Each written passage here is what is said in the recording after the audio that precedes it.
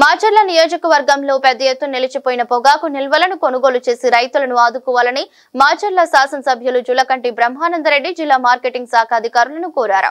బుధవారం నర్సరావుపేటలోని పల్నాడు జిల్లా కలెక్టర్ కార్యాలయంలో కలెక్టర్ అరుణ్ బాబు ఆధ్వర్యంలో జరిగిన దిశ మీటింగ్ లో పాల్గొన్న ఆయన నియోజకవర్గ సమగ్రాభివృద్ధికి కావాల్సిన నిధులు, పనుల పురోగతికి రావాల్సిన నిధులపై, ఖరీఫ్ సీజనల్ రైతులను అందించాల్సిన ఎరువులు, విత్తనాలు తదితర అంశాలపై అధికారులతో చర్చించారు.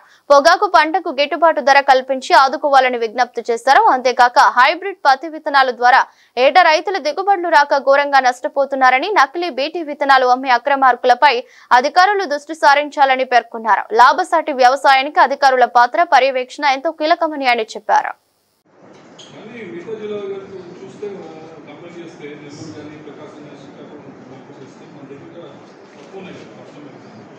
సార్ అంటే ఒక ఫస్ట్ ఫేజ్ లో అన్ని ఇచ్చారు సార్, తర్వాత ఇస్తాన్నారు కానీ తర్వాత రాలేదు సార్. అంటే రేషియో ప్రకారం రైతులు ముందుగా అప్లై చేసిన వాళ్ళకే అందిస్తారా, లేకపోతే అప్పటికప్పుడు అందిస్తారా? సార్ ఇవి టోటల్గా ప్రైవేట్ హైబ్రిడ్ సార్. ఇవంతా కూడా ప్రైవేట్ మార్కెట్లోనే అవైలబిలిటీ ఉంటాయి సార్.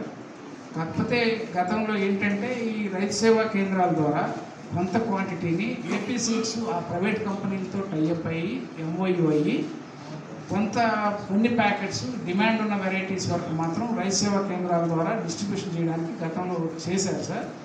అటువంటి అగ్రిమెంట్స్ కానీ ఏపీ సీడ్స్ ద్వారా చేయడం కానీ ప్రస్తుతానికైతే లేదు సార్.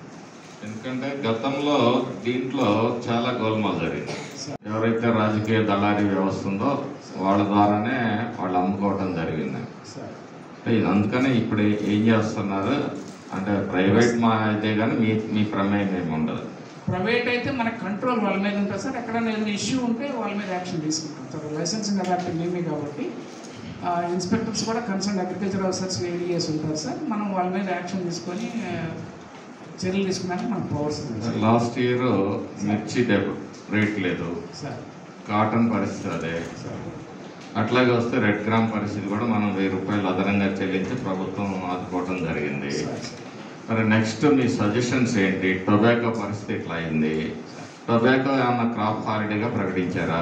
అంటే బ్లాక్ బర్లీ అనేది నెక్స్ట్ టైం పూర్తిగా మన జిల్లాలో టొబాకోని ఆపేస్తున్నారు. అంటే ప్రతి సచివాలయం ద్వారా మీరైతే అనౌన్స్మెంట్ ఇవ్వండి. అలాగే సార్. వాళ్ళు ఏంటంటే మాకు తెలియదు వేసామంటారు. ఖచ్చితంగా సార్ చేస్తాం.